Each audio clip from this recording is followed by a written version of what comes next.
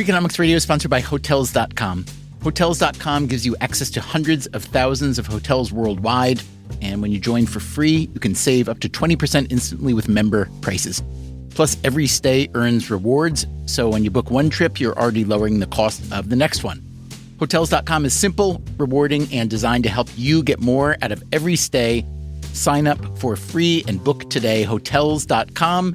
It's all in the name. Freakonomics Radio is sponsored by Amica. You know what they say, if you want to go fast, go alone. If you want to go far, go together. So go with Amica and get coverage from a mutual insurer that's built for their customers, one that looks after what's important to you together. Auto, home, life, and more, coverage that fits your unique needs. Amica helps you protect what matters most. Visit amica.com and get a quote today.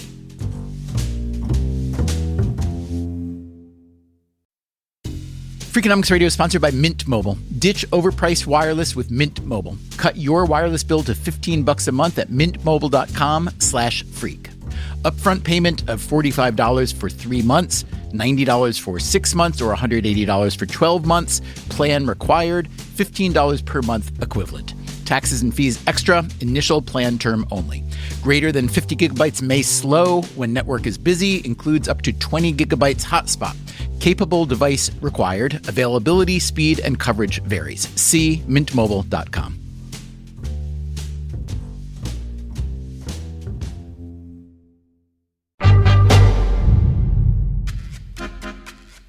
Last week, we heard from the cyclist Floyd Landis. He won the Tour de France in 2006, but was busted almost immediately after for doping. This is going to sound stupid out of context, but it just felt unfair. Like, I'm one of everyone else doing what we do. Within the game we were playing, I was not breaking the rules. We also heard from the founder of the Enhanced Games. That is an upcoming competition where doping, or at least what we have historically called doping, is encouraged. Are we going to say, we will limit ourselves to being humans 1.0 and never try and progress? We started down this path because of an email I got from a company called Athletic. It's spelled ATHLETHC. In case you're not familiar, THC is the main psychoactive component of cannabis. The company sells what they call ridiculously tasty microdose THC mints that are supposed to help athletes with everything from power to recovery. Their website includes a quote from basketball great Kevin Durant saying how cannabis helps him get into that flow state where everything just clicks. There's another quote from UFC fighter Nate Diaz extolling the benefits of cannabis for mental focus and relaxation. These are not testimonials for Athletic, by the way. They're just quotes from elsewhere that the company is using. But the whole pitch got my attention because until now, I had not heard any claims that cannabis is a performance-enhancing drug for athletes. In fact, quite the opposite. You're imagining someone with a bong sitting on a couch eating Doritos. You're not thinking of someone eating healthy and exercising. So it made me wonder a lot of things. For starters, is cannabis a performance enhancer? And if so, on what dimensions? But also, how did we get here?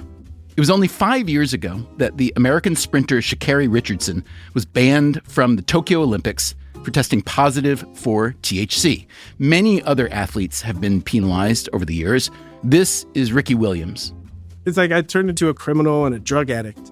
Something that I found was beneficial to me and helped me perform and make everyone money and make everyone happy.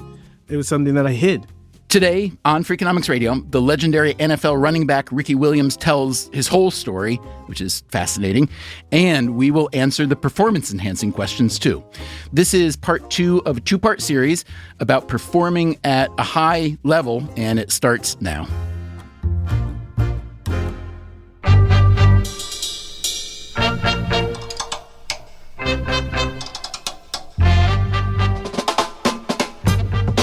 This is Freakonomics Radio, the podcast that explores the hidden side of everything, with your host, Stephen Dubner.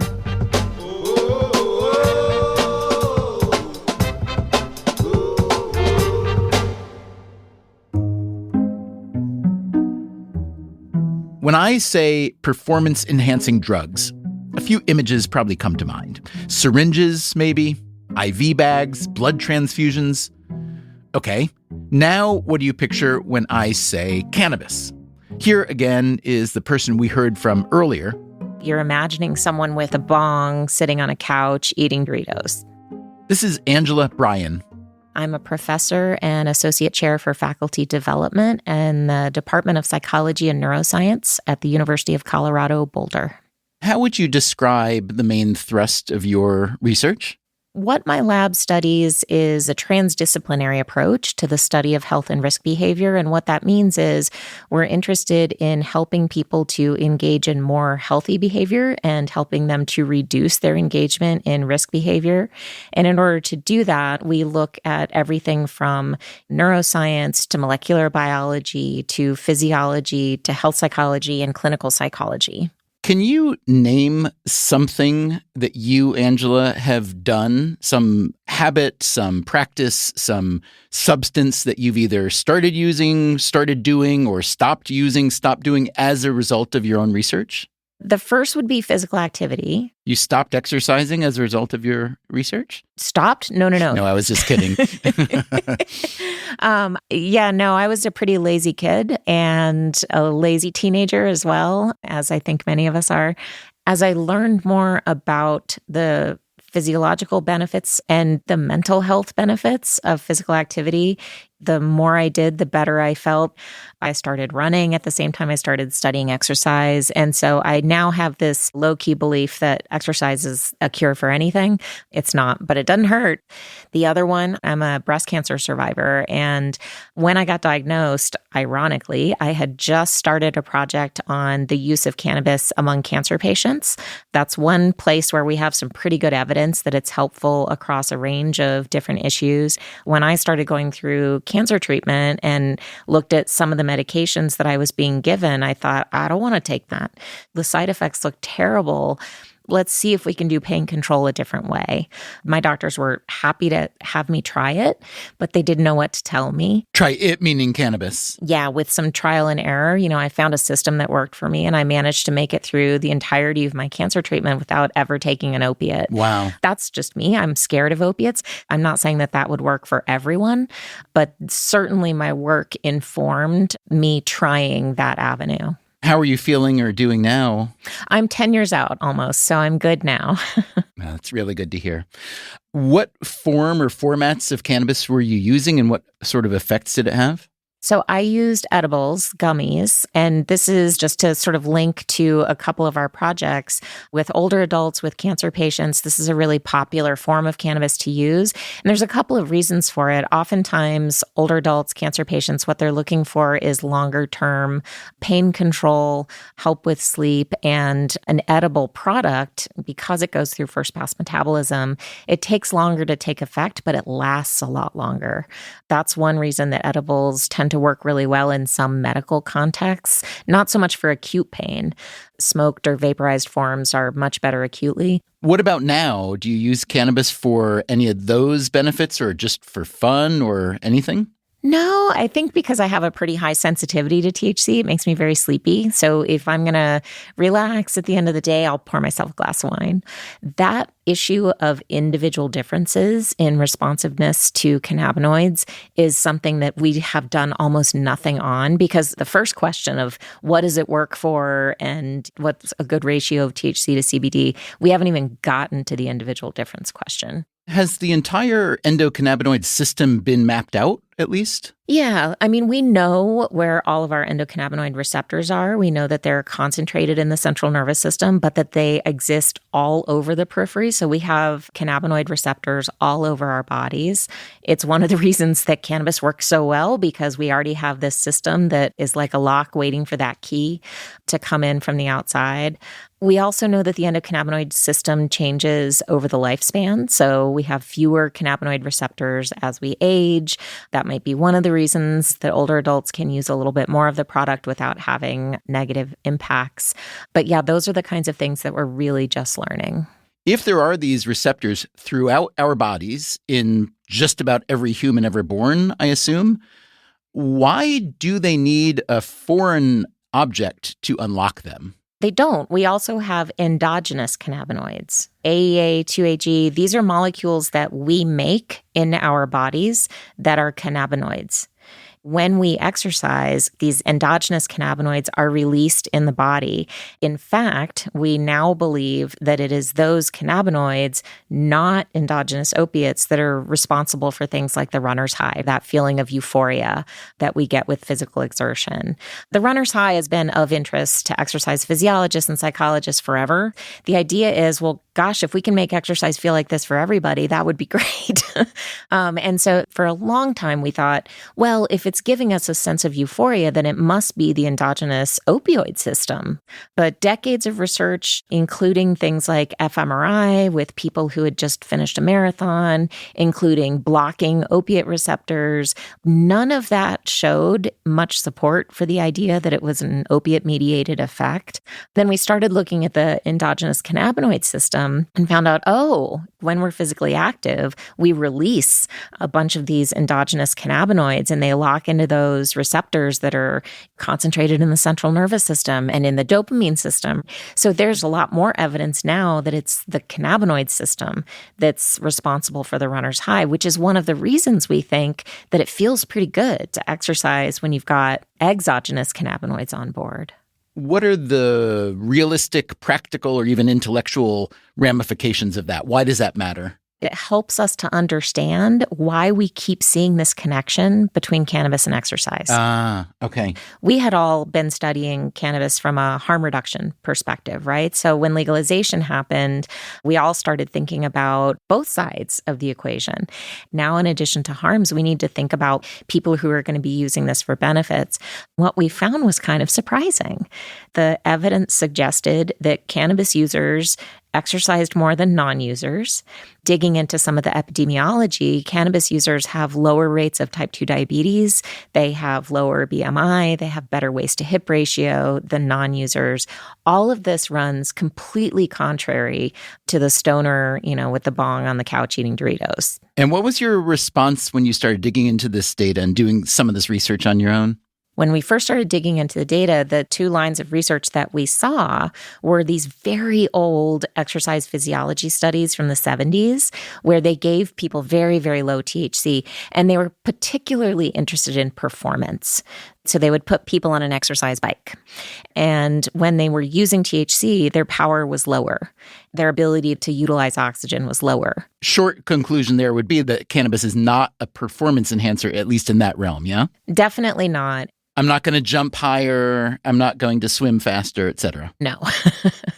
The one thing I would say is that our studies with running have shown that people definitely feel better when they're running under the influence of cannabis. But interestingly, they go slower and it feels harder. Okay. How can that be? Because when you're asking someone, how do you feel, you're asking about their emotional state. Do you feel good or bad? When you're asking about exertion, how hard are you breathing? How hard is your heart beating? Certainly, exertion and affect are negatively correlated. The harder you're working, the less good it feels.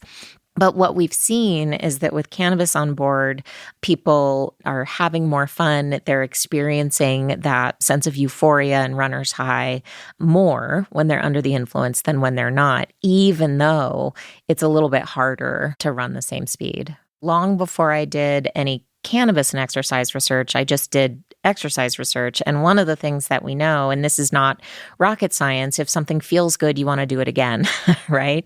We asked people, cannabis users, why? Why do you use cannabis when you exercise? Some people use it for recovery. Some people use it for pain control during exercise. But the most common was because it makes exercise more enjoyable. The other one was motivation.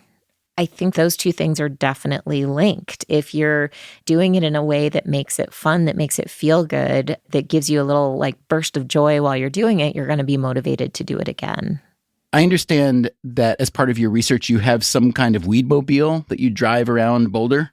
It's a mobile pharmacology laboratory. It's the Canavan. We drive that laboratory to people's houses, and then they use their product in their house, and we do all our testing in the van. Do you provide the product or they provide the product? No, we're not allowed to provide the product. We work with partner dispensaries so that we have specific lots set aside that we hope our participants will buy, but we can't even force them to do that. And you do that because you want them to know exactly the dose and type, yes? Well, we would prefer that they didn't, actually. We'd prefer to do double-blind, placebo-controlled trials, but legally we're not allowed to. There's a pretty robust research community doing this work, but we're all going at it a little bit differently. There are some people who do what's called ecological momentary assessment, where they'll have an app on their phone that says, okay, every time you use cannabis, open up your app and answer these questions, or every day input how much you used and how you feel and whatever your symptoms are that you're working on. Other people have done Zoom studies where they can watch the person use, but the person's actually using in their own house, and then they do questionnaire assessments.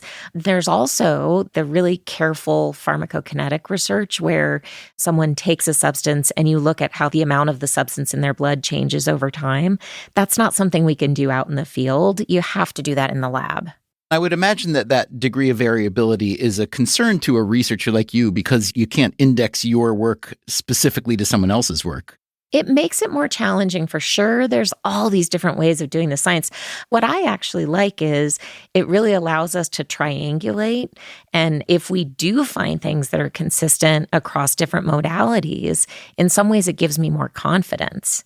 It's not all expectancy effects. There's multiple studies now showing that there are some potentially good beneficial effects of cannabis. That the jury's a little bit out over what THC versus CBD do, but in terms of sleep, there's good evidence that it's helpful for pain, both chronic pain and acute pain. There's good evidence that it's helpful for anxiety. I think we are amassing an evidence base, but it's coming at us from all different angles. The federal legal status does not help. It's fine that it's legal in Colorado, but it's still a Schedule I narcotic, according to the federal government. Since we interviewed Angela Bryan, Donald Trump signed an executive order directing the Justice Department to accelerate the rescheduling of cannabis from a Schedule I drug to Schedule III. Schedule I drugs have no currently accepted medical use and a high potential for abuse. These include heroin and LSD. Schedule III drugs, which include opioids and steroids, do have an accepted medical use and a lower risk for abuse. So how would changing cannabis from Schedule I to Schedule III change cannabis research? Here's what Angela Bryan told us by email. There is a misperception, including by the president, that this will somehow open up a world of opportunity for cannabis research. The reality, Bryan says, is that the legal and regulatory hurdles for cannabis research will remain high until the drug is federally legalized. Right now, many states have legalized cannabis, but the federal government has not. In the meantime, researchers are doing what they can. I have a postdoctoral colleague who just wrote a grant to look at the interpersonal impacts of cannabis use and how it influences conflict. I have a graduate student who looked at cannabis use in relationships and how the use by one partner or the other or both influences relationship function and satisfaction. We and others have shown that cannabis use, particularly cannabis with a heavy CBD content, seems to be anxiolytic or seems to be helpful for reducing anxiety. One of the things that we know about THC is that it has hallucinogenic properties.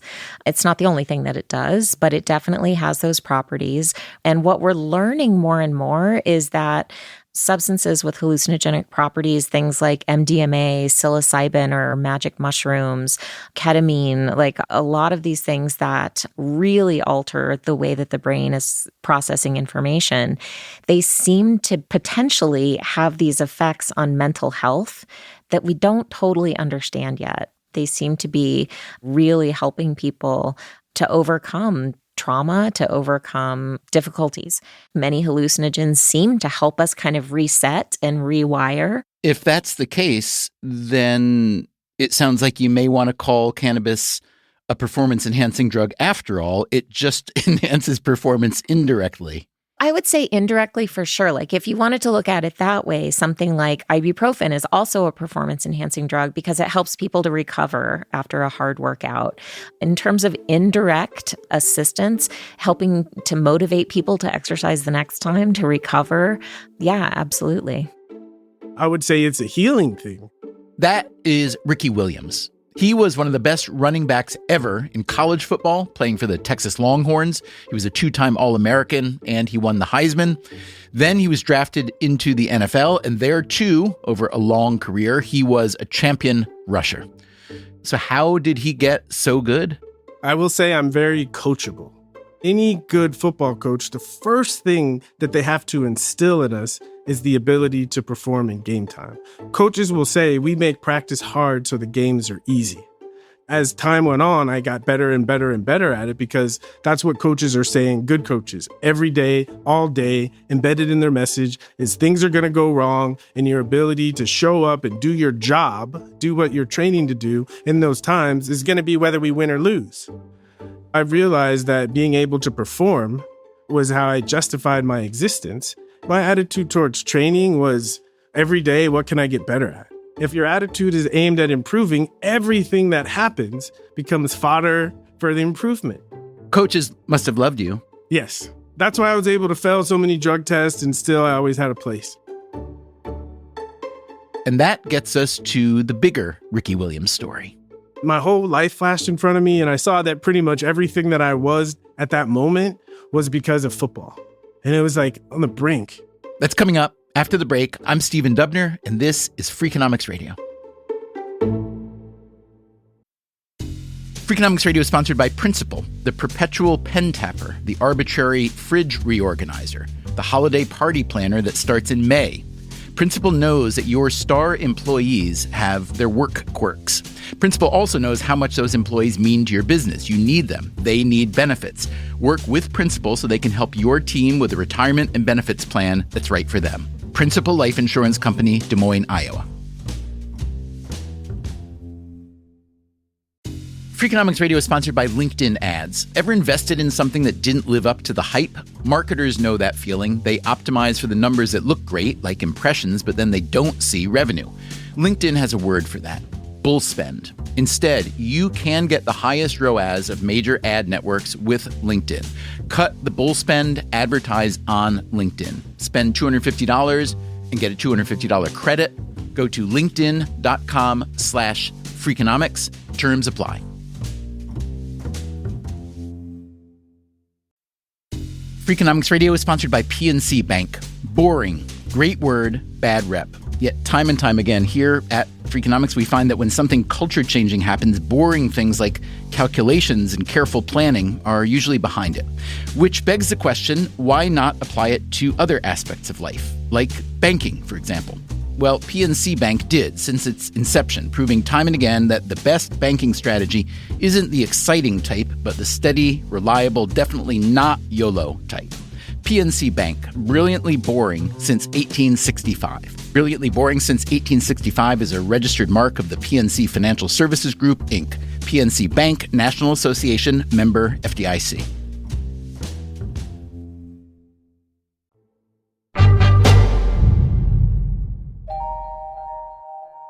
If you know only one thing about the former NFL running back Ricky Williams, it probably has to do with his affinity for cannabis.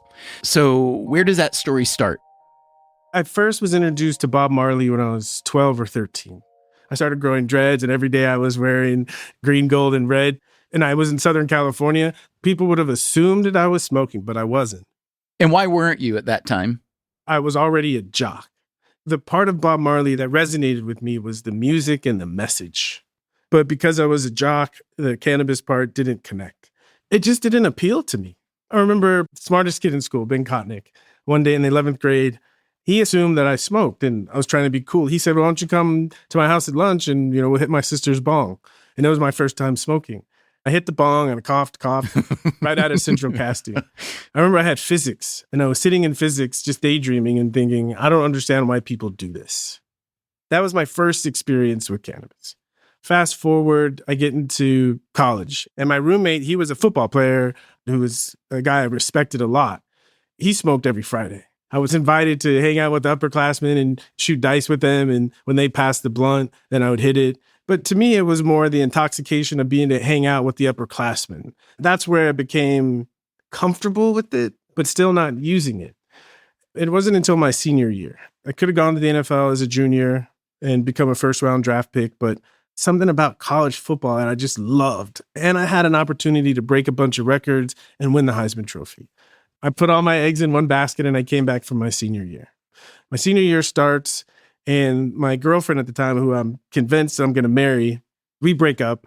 As soon as we break up, she's in a relationship with our quarterback. Oh, boy. That doesn't feel great. The constant reminder every day. And the season starts. We play okay, but I have a couple of bad games and I have an injury. I'm obsessing about the girl. I'm thinking I wasted my opportunity. I'm not going to win the Heisman. I'm hurt and we're going to suck again. I was going to a really dark place. And my roommate was a smoker, my best friend, Chad. He grabbed the bong and he slid it over and he said, dude, you just need to chill. I took a couple hits and I remember walking upstairs and laying in the bed. And as I was sitting there, I noticed it was the first time in weeks that I wasn't obsessing about the girl and I wasn't obsessing about how poorly I was playing. I noticed that in that space, I started to imagine myself playing better. I started thinking, okay, what are the things that I can do in practice this week to improve? It just shifted my focus. The next 2 games, I had back-to-back 300-yard rushing games, which is still a record. That was the first time I saw, okay, maybe this could help. How would you describe the benefits?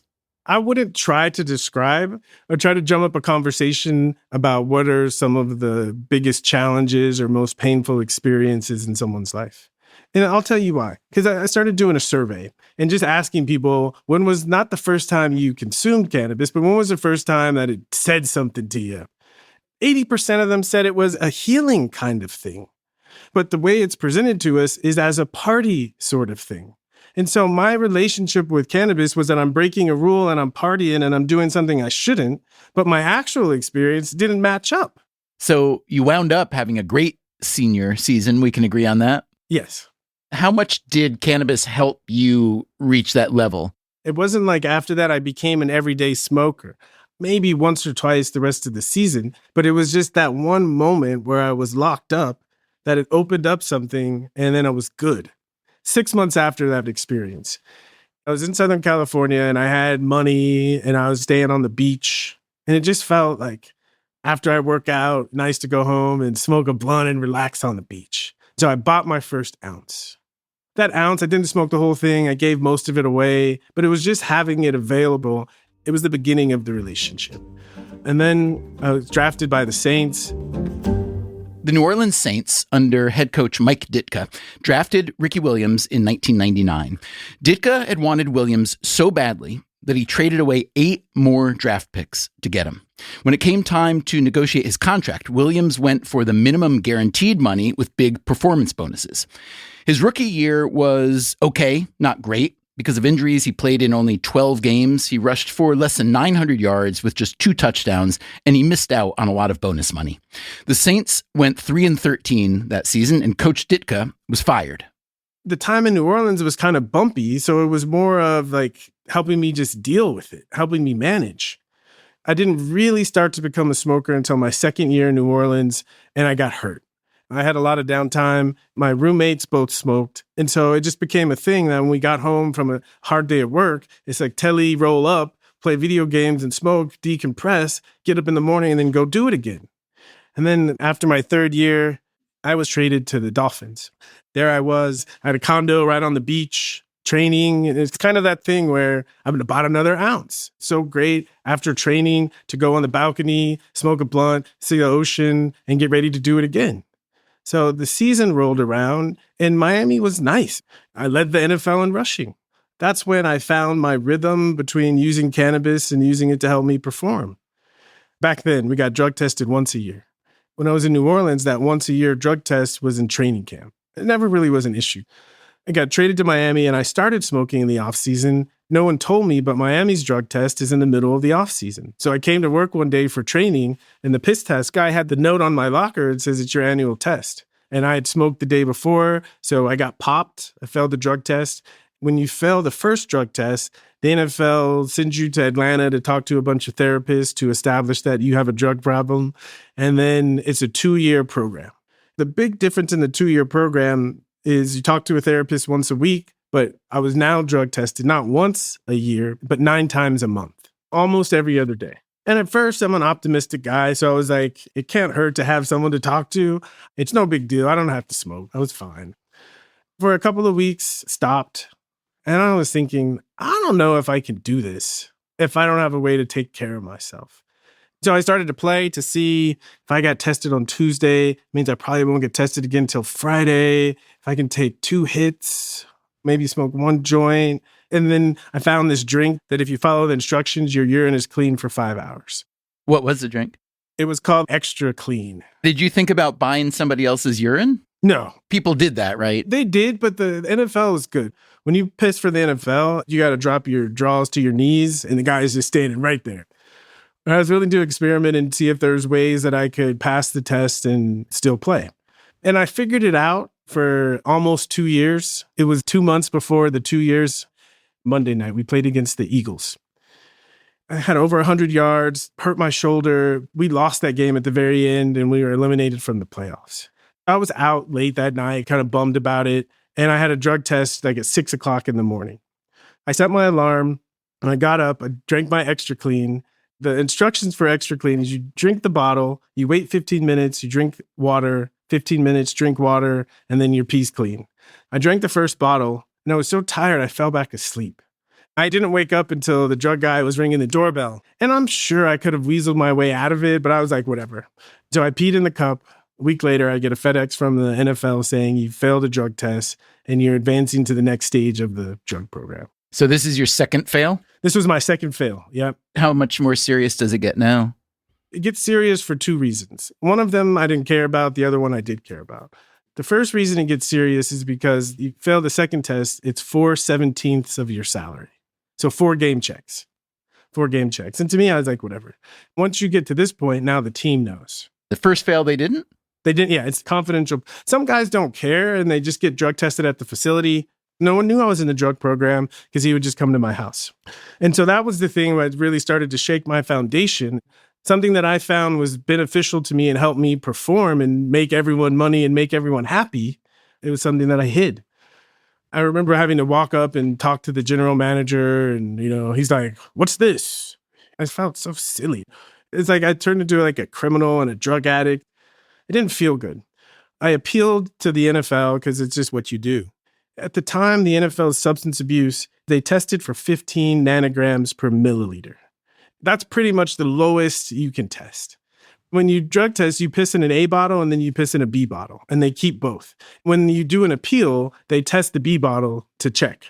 So my A bottle was just barely over the limit, and they came back and they said, okay, if you will stay in the drug program until the middle of the next football season, so 8 weeks, and you stay clean, then you're out of the drug program. And I said, no. I put it back on them to have to make a decision. How come? Because I thought I had a strong enough case that I wanted to put it on them to say, are you really going to suspend one of the best players? It's like a speeding ticket for going 58. Exactly. And I was putting them in a position to make a choice. They were going back and forth. It was during this time where it was in limbo that I failed the third test before I decided to retire. And you're how old? 26 or 7 or something? I was 27. I'm going back and forth. And then I had one of those conversations with God. Obviously, I'm a risk taker. I roll the die and see what the fates say. So I said, I'm going to do my thing. And if I fail a drug test, it's the sign that I need to retire. If I don't, it's a sign that I need to play. At the time, I was really enjoying the off season. I went to Jamaica and then I went to the Bahamas and I got the call from my sister, you got a FedEx. My heart started beating. They say at the end of your life, your whole life flashes in front of you. And I had that moment. My whole life flashed in front of me. And I saw that pretty much everything that I was at that moment was because of football. And it was like on the brink. But I started thinking about it. I have enough money. I have my body intact. Why am I going to go get the ball 500 times and get my body destroyed? It just stopped making sense temporarily. I picked up the phone and I called Dr. Brown, the head of the NFL's drug program. His job is to say, we got the drug test and, this means that I'm going to have to call the commissioner. And so I said, listen, Dr. Brown, don't worry about calling the commissioner because I am out. What did he say to that? He said, are you sure? And I said, yes. I said, it's obvious that I probably should be doing something else. And I said, thank you for everything, because Dr. Brown and I had grown close at that point. He said, well, I wish you the best of luck. When I hung up the phone, it's like this 1,000,000-pound weight lifted off my shoulders. It was a sense of liberation that is hard to put into words. That sounds beautiful, and I'm happy you had that. How long were you able to enjoy that 1,000,000-pound relief of freedom? The story gets much more interesting. One of my really good friends at the time, Dan Le Batard, he was doing some stuff for ESPN, and he was a columnist for the Miami Herald. He knew the story. He knew this background because we were close friends. And so as soon as I retired, because the NFL substance abuse program is confidential, nobody knew that it was connected to failing a drug test. It wasn't even part of the conversation. Dan is extremely articulate and he knows me. He was really telling the story, and he put a really positive bent on the story. Like a young athlete who doesn't want to beat up his body and realize that he's finally free. And who has a lot of curiosity and interest in the world beyond football. Exactly. You got it. So he was tooting that horn, and it was great. And I was like the hero. I was walking around, high fives. And then I was on the phone talking to Dan one night, and Dan and I had always planned that we were going to write a book together. And I said, Dan, I can't wait to talk about the drug test. And Dan was like, what drug test? I said, oh, yeah, I failed a drug test right before I retired.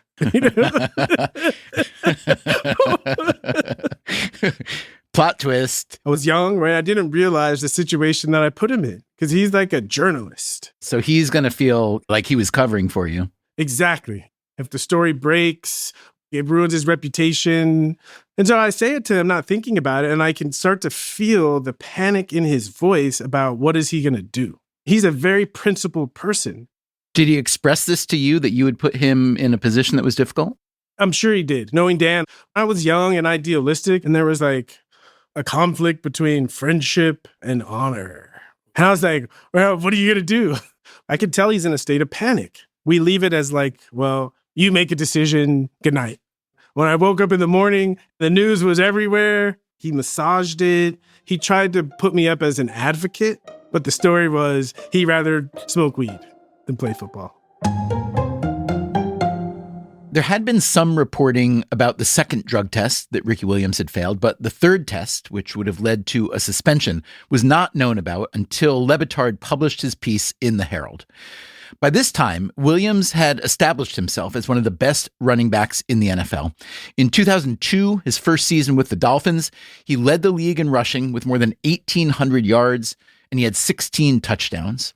This success had a lot to do with how the media treated his quitting. Here's one headline from a Florida newspaper. Ricky Williams reveals a higher love than football. Everyone thought I was a drug addict or I was endangering my career for a drug. What I learned about social anxiety disorder, and if we think about it, it's built into the phrase, social anxiety. The people that I'm surrounding myself with give me anxiety. And I could make that about me, but I realized when I changed my environment and I was around other people that I wasn't anxious. I was thinking, do I want a life where I'm making money that I don't even feel is worth it? And I'm always anxious and feeling judged and not even appreciated for the parts of myself that I love? It just didn't add up anymore.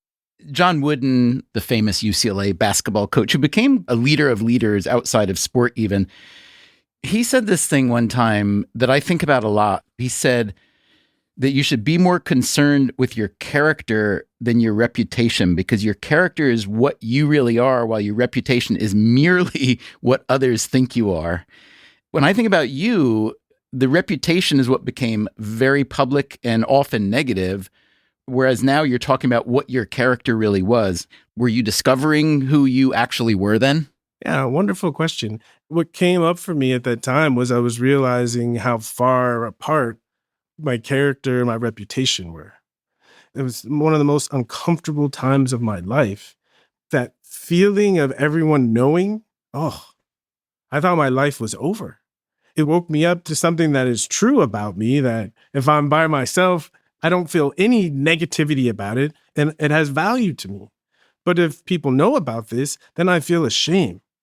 And that can't be healthy. Yeah. I thought I need to change my environment because I could see there are environments out there that I could be myself And I wouldn't be a shame or a disgrace to the game. So those other environments where you could be yourself and kind of grow into yourself because you were still young, were those environments mostly around the healing universe? The first impulse was I wanted to travel. I had aspirations to be an intelligent person, but my intelligence had all been invested in being a football player. There are so many things about the world and about life that I was ignorant of. To me, there's no better way than to travel to have those kinds of experiences.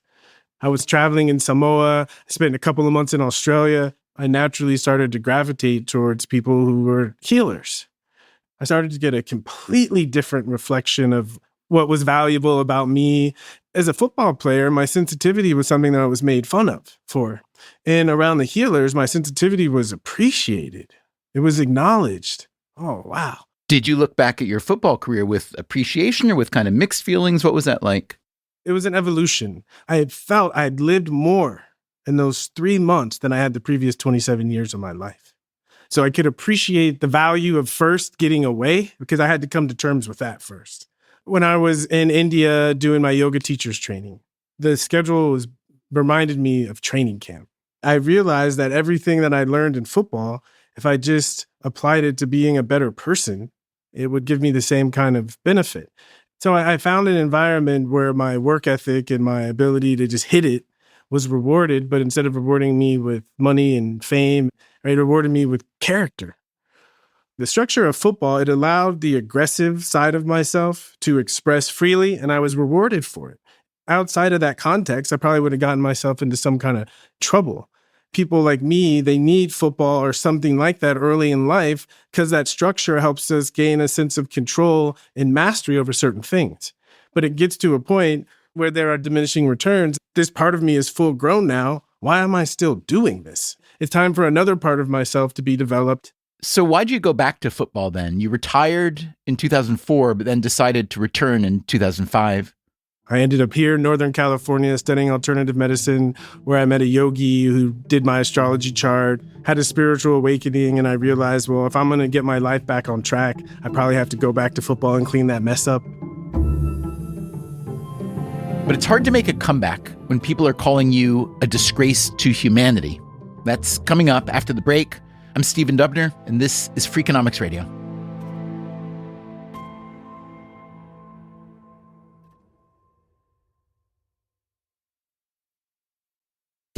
Freakonomics Radio is sponsored by Figure. Did you know that 40% of homeowners own their home outright? If that's you, don't let your equity sit idle. Tap it with a home equity line of credit.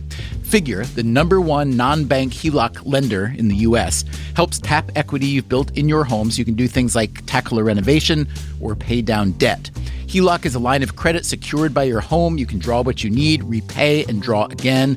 Figure offers a 100% online application. Get approved in 5 minutes and funding in as few as 5 days. It's faster than a bank loan and cheaper than a personal loan. Check your rate today without impacting your credit at figure.com/Freakonomics. This post is sponsored by Figure, NMLS ID 1717824. Figure is an equal housing lender. For more information about their licensing, visit nmlsconsumeraccess.org. Figure's HELOC is subject to credit approval and terms apply. Freakonomics Radio is sponsored by Zip System. Zip System building enclosures are designed as one integrated roof and wall system that makes it faster and easier to create a tight, dry building enclosure. Instead of a mix and match approach, all components work together as one system, eliminating the need for house wrap and felt. Because they keep your build protected against weather starting from day one, that means fewer steps and less opportunities for delays. Explore their family of products and learn more at zipsystem.com. Freakonomics Radio is sponsored by Dell Technologies. When you're at work, you never know when you'll be interrupted. But with the Dell Pro powered by Intel Core Ultra with vPro, no matter what distracts you, your laptop won't. It's battery optimized for the way you work with built-in intelligence that quiets distractions when you need to focus. Your laptop will help keep you locked in even when it's bring your dog to work day. Built for those who stay in the flow, the Dell Pro, built for you. Dell.com/Dell-Pro.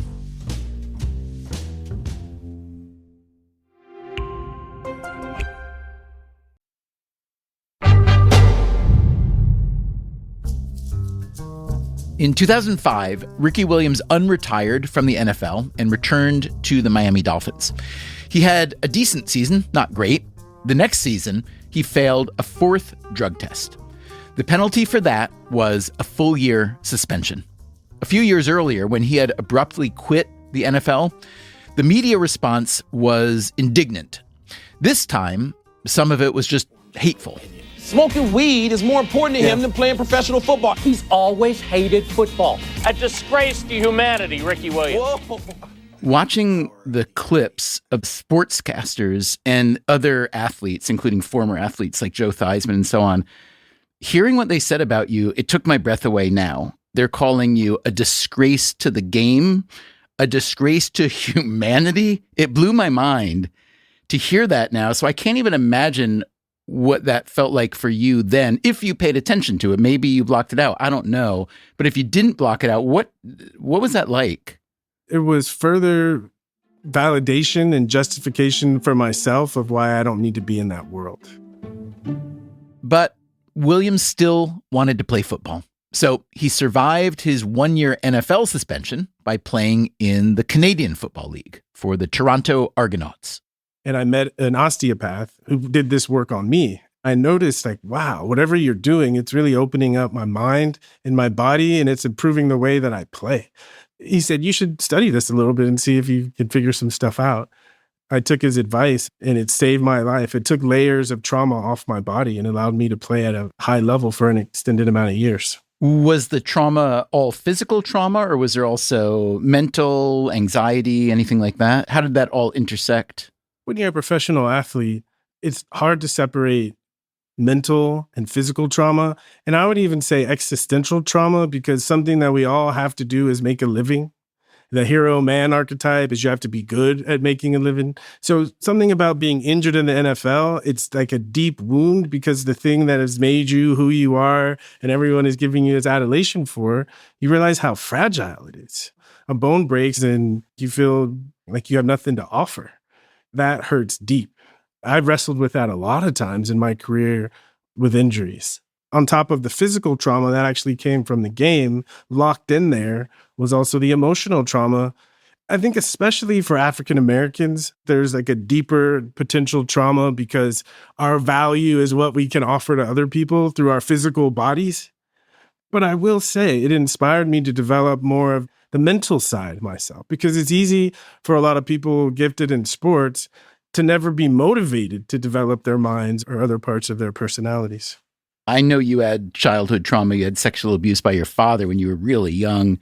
I don't know if you want to talk about that. I certainly don't want to lead you into it if you don't want to. But when you think about yourself as a healer, and whether it's cannabis or other healing methods that you embrace, can you talk about how successful you find it can be for other people's childhood trauma, whatever type it might be? Yeah. Studying alternative medicines, all of them have a spiritual basis that says the root of all illness is not knowing who you truly are. I think a lot of times when we're kids, a lot of times the way we judge or filter information is through our parents' reaction to it. I mean, who knows? But I think I have a good enough memory in that moment. As a 4-year-old, he didn't touch us. He just masturbated in front of us. So I think I had like an awareness of like something's going on. Because obviously the next morning on the way to school, when I told my mom about it, I didn't know I was telling on my dad. I see. And then the other kind of big issue with my dad had me take pictures of Polaroids of him naked. That was the last straw. So for me, more of the trauma was that I was the one responsible for getting rid of my dad. The story that I get is from the parents or the outsiders telling the story. That's what I'm hearing. Imagine someone 20 years later hanging out with a friend that they really trust, and there's cannabis in the room. The topic comes up and they reflect on the situation, and they can see their parents' opinions. They can appreciate themselves in it. And it's a different version of the story. What stores in our memory is not what happened. It's the last time we thought about what happened. Do you think cannabis helps you get to the truer version of the story? Yes, exactly. 100%. Yes. Interesting. So you become more reflective. I'm curious how you might connect the effect of the cannabis to help you know your true self like that with the healing stuff that you've learned? Like, are they totally different mechanisms? Are they similar? How do you think about that relationship? They're accomplishing the same ends. They're different ways of getting there. But there's a lot of the body work that I do. It puts people in an altered state. It's difficult to solve a problem from the same level that created it. And many indigenous cultures believe that you can't be healthy without having access to the other side. Because we are whole beings. The way we're raised, so much of our attention is outwards. We forget about the soul. We forget about who we are on the inside. And if we stray from living that way, it tends to cause pain and anxiety. So here's the thing that I don't quite understand in the story. Like, it's an amazing story. It's got all these ebbs and flows and discovery and challenge and all that, like all good stories have. What I don't get is once you got on the path to becoming a healer and you recognize that in yourself, why did you keep coming back to football? Part of my healing for me is to have a message that I can share with the world. And part of the reality of that is the world has to take you seriously. And I thought if I can come back and be myself more and not do football in a way that alienates myself, but do it in a way that my character and my reputation can align more, that I have a shot. After a year in Canada, Ricky Williams went back to Miami and the NFL. He was hurt most of the following season, but he put together a few good seasons after that, a nice way to end his eventful career. By the time he retired for real, Ricky Williams had become a fan favorite and a model for some other players. I see that I've made an impact. I hear it when I hear young African Americans, athletes, they say, because of you, we have more freedom in how we can be as a professional athlete. Back when I was growing up, if you smoked and you were on the team, a lot of coaches would just run you off. But if you're the best player on the team, then the coach kind of protects you and guards you. It was rare to have the best player on the team not be afraid to be a rebel. And it opened doors for a lot of people. We have all these stories in history and in religions about how difficult it is to develop in a world that's trying to pressure you to be something else. I've tried to make my life a testament to that truth. One of the most powerful moments in my life is related to the University of Texas. Because after the drug test, after all of that stuff, the University of Texas erected a statue. And then they named the football field after me. This idea of I can tell the story of staying true to who I am, it worked. You can do it. You could do it. It's really beautiful. I mean, I'm so happy for you that things have worked out the way they have. It just makes me smile to think about this journey that you've been on. What share of NFL players do you think are using cannabis now? I'd say 70 to 75. And how do they use it typically? Like, I've heard you say that not many guys will smoke before a game, for instance. The smokers will, but that's always going to be a smaller percentage. It's probably larger now than it was then, because if you're in a state that's legal, it's harder not to. If we're being realistic about the age group and being social, it's just everywhere. It's more difficult to not do it. But then if they're not consuming cannabis, they're taking Ambien, they're taking Vicodin, they're taking NSAIDs. There's stress and pain that is generated by being a professional football player. And if a player can't find a way to manage that, they ain't going to make it. I'm biased, but I think you'd be stupid to not at least consider cannabis as a means of taking care of yourself. It's tough to fact check what Williams says about cannabis use in the NFL, but it wouldn't be that surprising. Over the past few years, the NFL has significantly loosened up its policies around cannabis. They're even funding research into using cannabinoids for pain management. The other major American sports leagues, the NBA, NHL, and MLB, have also relaxed their cannabis policies. And Ricky Williams, in addition to his healing work, now runs a cannabis company in Northern California called Highsman, Highsman. I went back to the psychology professor Angela Bryan to ask where she thinks we are at this moment in the long and strange relationship between drugs and humans. One thing we know about humans, honestly, not even humans, sloths, dolphins, chimpanzees, no matter if you have a brain, you try to alter it. That's been the animal condition for as long as we've been in existence. It always kind of baffles me that we have these moral judgments about people wanting to alter their consciousness. I had a big cup of coffee this morning. That's a drug. It's a mind-altering substance. And that one's fine. But then if I were to wake and bake and hit my dab rig in the morning, people would think, oh, horrors. I love that saying. If you have a brain, you try to alter it. Of course, there are a lot of ways to alter your brain, like listening to podcasts. So thanks for listening to this one. Thanks also to Angela Bryan and Ricky Williams. And from last week's episode, thanks to Floyd Landis, Louisa Thomas, April Henning, and Aaron D'Souza. If you want to let us know what you thought of these episodes, our email is radio@freakonomics.com.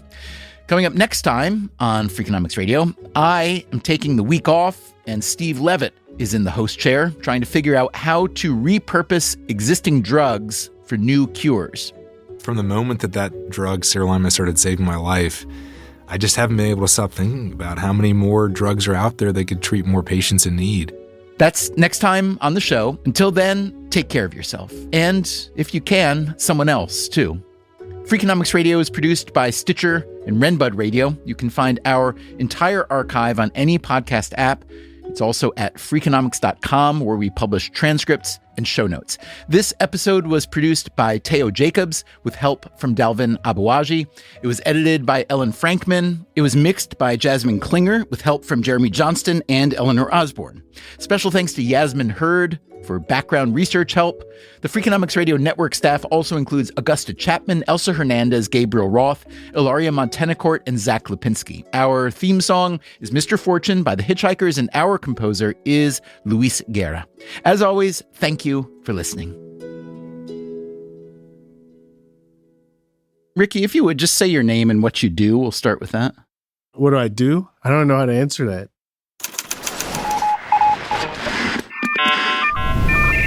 The Freakonomics Radio Network, the hidden side of everything. Stitcher.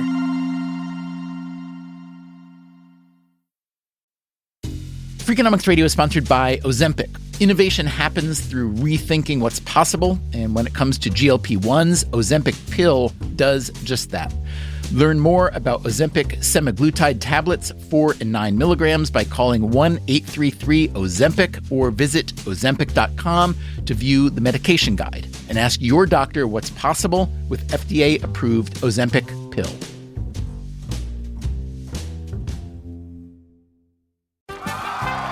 Welcome back to Should I See a Doctor? Contestant, you're camping when a rash appears on your leg. Do you A, ignore it, B, frantically search the internet, or C, use telehealth through Walmart? Telehealth through Walmart? Who knew? Oh, I'm going to say C, Walmart. Correct. Walmart can connect you with 24/7 virtual medical care. You genius, you. Well, I can fold a fitted sheet. Walmart. Who knew? Telehealth services offered by third-party providers. Restrictions and fees may apply. Hey there, I'm Stephen Dubner, host of Freakonomics Radio. If you love the podcasts in the Freakonomics Radio Network, I want to tell you about a way you can get even more from us. To hear our shows without ads and get exclusive access to Freakonomics Radio bonus episodes, please subscribe to SiriusXM Podcasts Plus on Apple Podcasts or sign up at SiriusXM.com/podcasts plus. Start a free trial today.